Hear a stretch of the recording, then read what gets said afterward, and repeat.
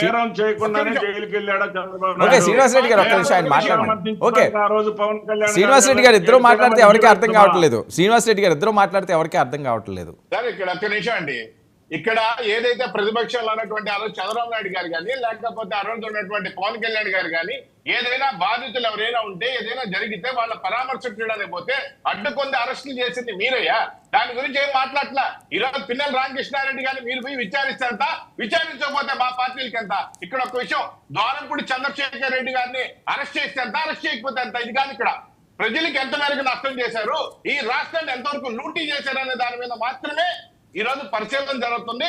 వాళ్ళ మీద మాత్రం యాక్షన్ తీసుకుంటారు. అంతేగాని అనుమతులు లేవని చెప్పేసి మీరు ఇష్టారాజ్యంగా బిల్డింగ్లు పగలగొట్టినా లేకపోతే కాంప్లెక్స్ పగలగొట్టినా వాటి గురించి ఏం మాట్లాడడం. కానీ మీ ఆఫీసుల జోలికి వస్తే మాత్రం మీరు ఇమీడియట్ గా దాని గురించి స్పందిస్తారు. ఇక్కడ ఒక విషయం మర్చిపోయారు.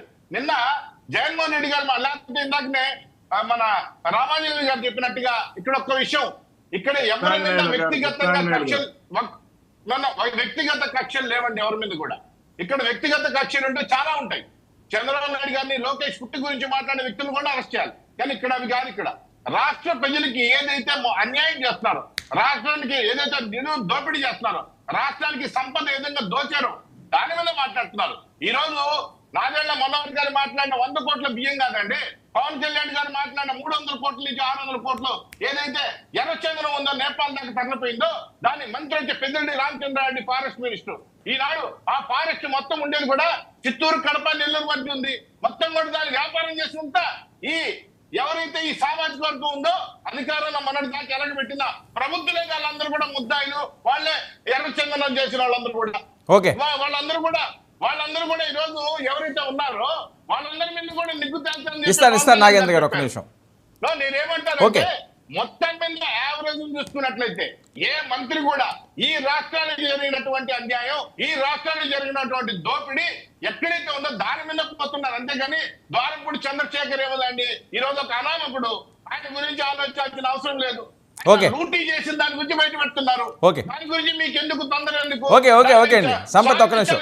సంపత్ ఓకే స్వాగతించకుండా ఎందుకు మాట్లాడుతున్నారు సంపత్ ఓకే. నిన్న ఒక్క నిమిషం అండి. నిన్న ఈయన జగన్మోహన్ రెడ్డి గారు మాట్లాడుతున్నారు ఏమని, ఎమ్మెల్యే పరిస్థితి బాగలేదు కాబట్టి ఈవీఎం మీద దాడి చేశాడని మాట్లాడుతున్నాడు. మాట్లాడేదానికి ఆయనకేం ఉండాలి కదా, పరిస్థితి బాగలేదంట దాడి చేశాడంట. దాని తర్వాత ఏదైతే సిఐ కేసు పెట్టాడో, సిఐ కేసు పెట్టినప్పుడు ఆపద్ధర్మ ముఖ్యమంత్రిగా ఉన్నటువంటి వ్యక్తి జగన్మోహన్ రెడ్డి గారు. మాట్లాడేది మళ్ళీ ఓకేలేండి, అయిపోయింది కదా, ఇంక దాన్ని ఎంత తవ్వుతాం. కృష్ణాంజనేయులు గారు మీరు పవర్ లేదు కాబట్టి మీరు ఏం చెప్పాలనుకుంటున్నారో చెప్పండి, మిమ్మల్ని ఇబ్బంది పెట్టడం ఇష్టం లేదు. ఇక్కడ ఒక అంశం అండి వర్మ గారు, ఇప్పుడు ఇందాక తెలుగుదేశం నాయకులు మాట్లాడుతూ మాకు కోపం ఉంటే రెడ్ బుక్ తెరిస్తే జగన్మోహన్ రెడ్డిని కదా అరెస్ట్ చేయాల్సిందంటే జగన్మోహన్ రెడ్డిని ఏమైనా వదిలిపెడతారా ఏంటి? జగన్మోహన్ రెడ్డిని అరెస్ట్ చేయడానికి అన్ని ప్రణాళికలు రూపొందిస్తున్నారు, ఉచ్చుపిస్తున్నారు. ఇప్పుడు అదే కదా జరుగుతుంది. అది తప్పు ఒప్పు అని నేనేమి చెప్పటం లేదు. మీ ప్రణాళికలు మీకున్నాయి. ముఖ్యమంత్రి Chandrababu Naidu white paper release చేయటం మొదలు పెట్టినటువంటి నేపథ్యంలో మొదట పోలవరం, ఆ తర్వాత అమరావతి సంబంధించిన రెండు కూడా ఏళ్ళు ఎటువైపు చూపిస్తాయి. అప్పుడు ముఖ్యమంత్రిగా ఉన్నటువంటి జగన్మోహన్ రెడ్డికి సంబంధించినటువంటి తప్పులు, పొరపాట్లు, అక్రమాలు వీటికి సంబంధించి ఇంకా ఉంది. ఇసుక, మద్యము, మైన్స్ ఇవన్నీ మొత్తం వైట్ పేపర్స్ రాబోతున్నాయి. వైట్ పేపర్స్ లక్ష్యం ఏం లేదండి, మొత్తం ఆధారాలన్నీ చూపించి ఫస్ట్ అప్పుడు మంత్రులు, ఆ తర్వాత జగన్మోహన్ రెడ్డిని అరెస్ట్ చేయటమే. నాకు తెలిసి జగన్మోహన్ రెడ్డి బయట ఉండేదో పోరాటం చేస్తా ఇది అనుకుంటా, ఆ 16 నెలల రికార్డు కూడా బదులు కొట్టేటువంటి విధంగా పలు కేసులు పెట్టి లోపల పెట్టేటువంటి ప్రణాళికలతోనే తెలుగుదేశం, జనసేన, బీజేపీ కూటమి వెళ్ళబోతుంది అనేటువంటిది చాలా స్పష్టంగా ఉంది. రేపు పొద్దున్న శ్రీనివాసరెడ్డి గారు లేకపోతే వైఎస్ఆర్ కాంగ్రెస్ పార్టీ జగన్మోహన్ రెడ్డి జైల్లోకి పోయిన తర్వాత వీళ్ళు ఏమాత్రం పోరాటం చేయగలరో చూడాలి. ఆయన 16 నెలలు కాదు, రేపు పొద్దున 32 నెలలు జైల్లో ఉండాల్సినటువంటి పరిస్థితి వస్తుంది. దీనికి ఆ అన్యాయమా అక్రమమా అనేటువంటి దాని మీద కక్ష సాధింపు అంటే వాళ్ళు వైఎస్ఆర్ కాంగ్రెస్ పార్టీ ఉన్నప్పుడు కూడా మొత్తం తెలుగుదేశానికి సంబంధించిన నాయకులు ఒక పెద్ద లిస్ట్ చెప్పారు కదా, ఇప్పుడు ఆ విధంగా వాళ్ళని అరెస్ట్ చేశారు. ఇప్పుడు చంద్రబాబు నాయుడు దగ్గర నుంచి అందరి మీద కేసులు పెట్టి ఇప్పుడు వీళ్ళ మీద పెడుతున్నారు. అయితే ఇక్కడ ఒక అంశం మాత్రమండి, ఎవరి మీద కేసులు పెట్టినా ఏం చేసినా సరే ఆధారాలు లేకుండా, ప్రాథమిక ఆధారాలు లేకుండా ఊరికి ఎఫ్ఐఆర్లు కట్టినంత మాత్రాన అరెస్టులు చేయడం, కోర్టు జైలు పంపించేటువంటి పరిస్థితులు ఉండదండి. అందుకని తప్పులు అనేటువంటి జరిగితేనే అలాంటి అవకాశం ఉంటది. అరెస్టుకైనా లేకపోతే జైలుకు పోవటమైనా ఇంకోటి. అంటే వీళ్ళు తప్పులు చేస్తే ఇప్పుడు గమనించాల్సిన అంశం, జాగ్రత్తగా ఉండాల్సింది ఇప్పుడు ప్రభుత్వంలో ఉండేవాళ్ళైనా సరే. ఇప్పుడు ఉండేది వీళ్ళకి 5 ఏళ్లే టైం. 5 ఏళ్ళు ఏం జీవితకాలం ఏం వీళ్ళకేం ఉండదు.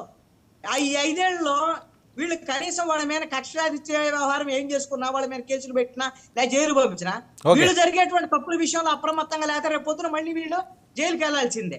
ఈ విషయం జాగ్రత్త ఒక ఇది పెట్టుకొని ముందుకెళ్లాల్సినట్టు. ఒకటి మాత్రం నిజమండి, మొత్తం యాక్టివిటీ అంతా, ప్రభుత్వ యాక్టివిటీ మొత్తం కూడా కక్ష సాధింపు వైపే ఉంటే మాత్రం ఈ 164 సీట్లు వచ్చినటువంటి తెలుగుదేశం, జనసేన, బీజేపీ కూటమికి సంబంధించినటువంటి విషయంలో ప్రజలు ఇచ్చినటువంటి బాధ్యతను విస్మరించినట్టయింది.